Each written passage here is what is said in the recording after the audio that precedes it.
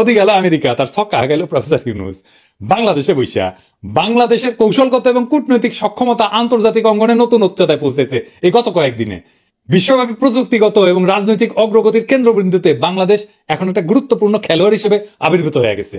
Elon মাস্কের সাথে আমেরিকাত গিয়ে মোদি মিটিং করেছে, আর তার কয়েক ঘন্টা আগে প্রফেসর ইউনূস ইলন মাস্কের সাথে মিটিং করেছে।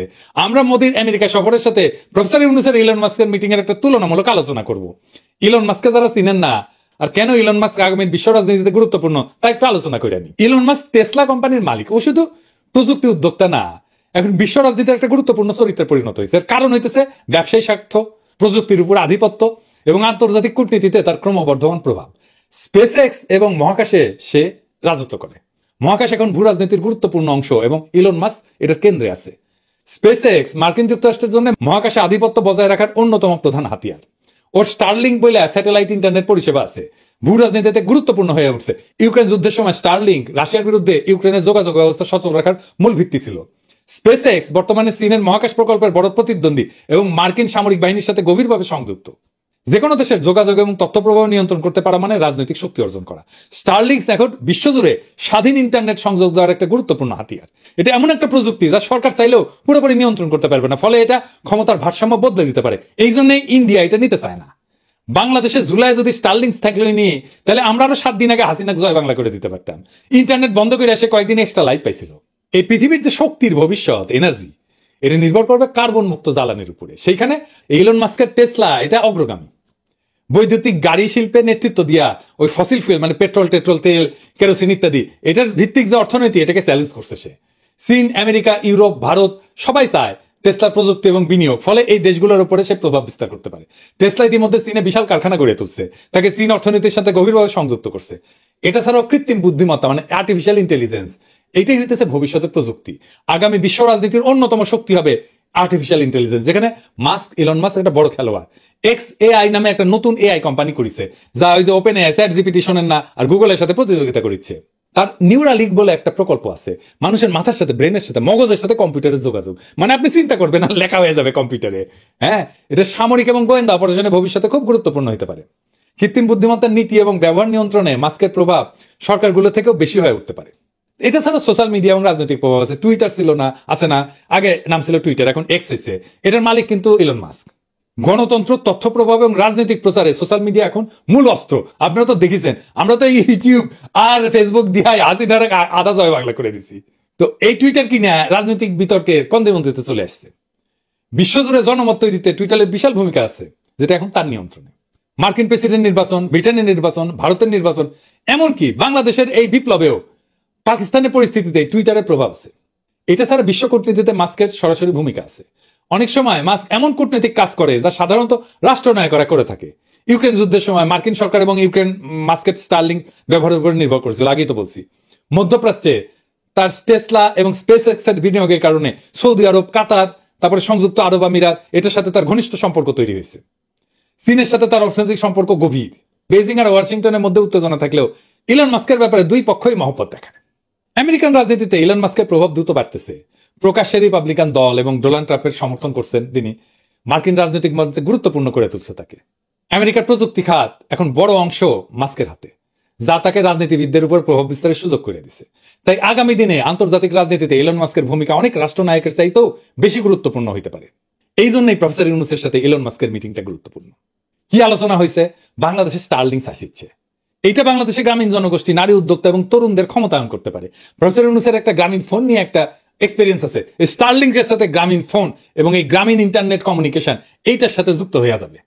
প্রফেসর ইউনূসের একটা থিওরি আছে, কিভাবে উন্নত প্রযুক্তি ব্যবহারের মাধ্যমে দরিদ্র এবং প্রান্তিক জনগোষ্ঠীকে অর্থনীতির মূল ধারায় নিয়ে আসা যায়। এবং এই ধারণা ইলন মাস্ক খুব খাইছে, খুব আগ্রহ সহকারে শুনছে এবং বাংলাদেশে উদ্যোগের প্রশংসা করছে। এবং ইলন মাস্ক যারা এখানে মিটিং এ ছিল, আমি তাদের কাছে শুনছি এমন শ্রদ্ধার সাথে প্রফেসর ইউনূসের সাথে কথা বলছে, সেটা তুলনাবিহীন। এবং আমরা পরবর্তীতে দেখবো মোদির সাথে কেমনে কথা বলছে। এটা ছাড়াও ইলন মাস্ক তার বাংলাদেশ সফরে আগ্রহ প্রকাশ করছে। আন্তর্জাতিক পর্যায়ে বাংলাদেশের গুরুত্বকে প্রতিষ্ঠিত করবে ইলন মাস্ক যদি আসে। এইটাই প্রমাণ করে যে বিশ্ব প্রযুক্তি অঙ্গনের অন্যতম প্রধান নেতা বাংলাদেশকে গুরুত্ব সহকারে বিবেচনা করতেছে। এই বৈঠকের সফল আয়োজনের পিছনে ছিলেন আমার গুরু খলিল ভাই এবং স্পেস এক্স এর global engagement adviser Richard Griffiths. তারা ওয়াশিংটনে বৈঠকের এমন সময়টা এমন ভাবে নির্ধারণ করছে, আলোচনার কাঠামো তৈরি করছে যাতে এটা মোদির ওয়াশিংটন সফরের সাথে একই সময় হয়। এটা ছিল একটা খুবই কৌশলগত সিদ্ধান্ত, যা ভারতের প্রভাবকে পাশ কাটায় বাংলাদেশের অবস্থানকে শক্তিশালী করছে। এইখানে নরেন্দ্র মোদীর ব্যর্থতা কি? মানে আমেরিকা সফরে ইলন মাস্ক এবং ট্রাম্পের সাথে মিটিং এ, এটা একটা কূটনৈতিক বিপর্যয়। আসেন কূটনৈতিক বিপর্যয়টা কি আর একটু বুঝে দেখি। ইলন মাস্কের সাথে মোদির বৈঠকটা প্রতীকী এবং সৌজন্যমূলক, এর বেশি কিছু ছিল না। আলোচনায় নানা কিছু আসছে, কিন্তু কোনো বড় তাৎপর্যপূর্ণ সিদ্ধান্ত হয়নি। ভারতের চূড়ান্ত সিদ্ধান্তহীনতা এবং দফায় দফায় বাধার কারণে স্টারলিংসের ভারতে প্রবেশ অনিশ্চিত, যাচ্ছে না। আপনি মোদির সাথে ইলন মাস্কের মিটিং এর ইলন মাস্কের হাতের ভঙ্গিটা দেখেন, এইটা সে বড় কইরা দেখেন, এই যে এইরকম করে বসছে না, দেখেছেন? এই যে ভঙ্গি, এটা পাওয়ার আর কন্ট্রোল। তার মানে ওই মিটিং এর মাস্টার ইলন মাস্ক। সব পাওয়ারফুল মানুষ অবচেতনে এইভাবে হাতের ভঙ্গি করে আরেকজনের সাথে কথা বলার টাইমে। আপনি যখন পাওয়ারফুল হবেন তখন দেখবেন আপনার হাতে হয়ে গেছে। আমরা কয়েকটা নেতার ক্ষেত্রে দেখি, এই যে স্যার এরদোগান দেখেছেন, অ্যাঙ্গেলা মার্কেল, এমনকি হিটলার দেখেছেন, এক্সট্রিমলি পাওয়ারফুল নেতা। ট্রাম্প, তাহলে বুঝেছেন ওই মিটিং এর মাস্টারকে। এখন দেখিচ্ছি আমার ক্ষুদ্র ভ্রাতার ভগিনীরা ইঙ্কা করে হাত রেখেছে, আমি বলে দেখতে পারিচ্ছি। যাই হোক, টেস্ট করিচ্ছে ক্যাঙ্কা হবে পাওয়ারফুল এলে এসে। আমরা টেসলা ফ্যাক্টরি বাংলাদেশে আনতে বলবো। মোদির জন্য ইলন মাস্কের সাথে ব্যর্থ আলোচনাই না, বরং ওয়াশিংটনে মার্কিন প্রেসিডেন্ট ডোনাল্ড ট্রাম্পের সাথে তার বৈঠক ও চরম হতাশার। মোদি চাইছিল ভারতীয় পণ্যের জন্য শুল্ক ছাড় এবং মার্কিন পণ্যের জন্য ভারতের শুল্ক কমানো। হ্যাঁ, কিন্তু ট্রাম্প ভারতীয় পণ্যের উপরে নতুন করে শুল্ক আরোপের সিদ্ধান্ত ঘোষণা করছে। এটা মোদির জন্য বড় ধাক্কা। মোদি চাইছিল বাংলাদেশকে নিয়ে নেতিবাচক প্রচারণা চালাইতে, কিন্তু ট্রাম্প স্পষ্টত বিষয়টা এড়াই গেছে। এটা প্রমাণ করে যে বাংলাদেশ বিরোধী প্রচারণা আর আগের মতো আমেরিকান সমর্থন পাচ্ছে না। আর একটা গুরুত্বপূর্ণ ব্যাপার ঘটছে, চীন প্রসঙ্গে নীরবতা।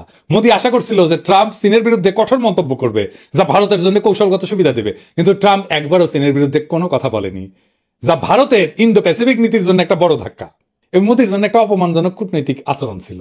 মানে মোদি যতবার গেছে মার্কিন রাষ্ট্রপতি আগায় যায় তাকে নিয়ে আসছে। এটা কিন্তু কূটনীতিতে একটা বড় জিনিস, রাষ্ট্রপতি আগায় যায় তার ভিতরে নিয়ে আসবে। মোদির সফরের সময় তার জন্য আনুষ্ঠানিক অভ্যর্থনা দেওয়া হয়নি, আগে দেওয়া হয়েছে। ফলে ট্রাম্প প্রশাসনে প্রধান দরজা দিয়ে না, পাশের প্রবেশদ্বার দিয়ে প্রবেশ করছে, যার প্রতীকী অর্থে একটা কূটনৈতিক অবমাননা এবং পরাজয়। একই সময় ওয়াশিংটনে বাংলাদেশের পক্ষে কৌশলগত সাফল্য এসেছে, যেখানে ভারত কূটনীতিকভাবে পিছায় পড়ছে। বাংলাদেশের জন্য এটা একটা নতুন কূটনৈতিক এবং প্রযুক্তিগত বিজয়। প্রফেসর ইউনূসের মতো নেতারা আমাদের দেশের ভাবমূর্তিকে বিশ্ব দরবারে উজ্জ্বল করছেন। তার এই উদ্যোগ শুধু প্রযুক্তি না, বরং অর্থনৈতিক প্রবৃদ্ধি, সামাজিক অন্তর্ভুক্তি এবং ডিজিটাল স্বাধীনতার দিক থেকেও নতুন দিগন্ত উন্মোচন করছে। অন্যদিকে মোদির ব্যর্থতা দেখাই দিছে শুধু বড় কথা বললেই কূটনৈতিক সাফল্য আসে না, কার্যকর কৌশল এবং দূরদর্শী নেতৃত্ব ছাড়া আন্তর্জাতিক রাজনীতিতে টিকে থাকা কঠিন। দুনিয়া বড় কঠিন হয়ে গেছে। আজ বাংলাদেশ যেখানে তার শক্তি এবং সক্ষমতা দেখাচ্ছে, ভারত সেখানে বারবার নিজেদের ব্যর্থতার প্রমাণ দিচ্ছে। আমাদের উচিত এই সাফল্যকে সাথে নিয়ে দেশের অঙ্গনে বিপ্লবী শক্তির অবস্থানকে আরো সুদৃঢ় করা। আগস্ট বিপ্লবের যে অসমাপ্ত কাজ আছে তা এক্ষুনি সম্পন্ন করতে হবে প্রফেসর ইউনূসকে। হাসিনা আর তার সাঙ্গপাঙ্গদের বিচার সম্পন্ন করতে হবে, সকল সংস্কার সম্পন্ন করতে হবে। আন্তর্জাতিক আর জাতীয়ভাবে প্রফেসর ইউনূসের সরকার এত সংহত অবস্থায় আর কখনো ছিল না।